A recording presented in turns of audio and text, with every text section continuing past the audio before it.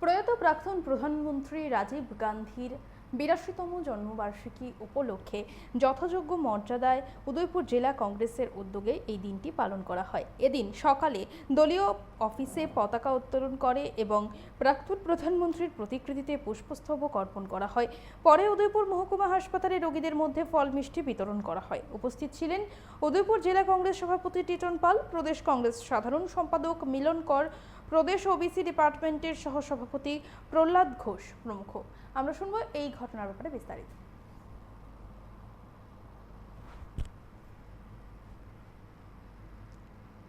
প্রাক্তন প্রধানমন্ত্রী রাজীব গান্ধীর আজকে ৮২তম জন্মদিন।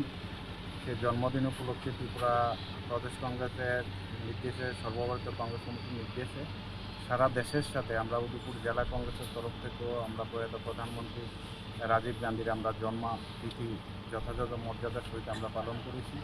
এখন আমরা এসে উদয়পুর মহকুমার হাসপাতালে, সেই হাসপাতালে আমরা রোগীদের মধ্যে ওনার জন্মদিন উপলক্ষে আমরা ফল মিষ্টি সেখানে আমরা বিতরণ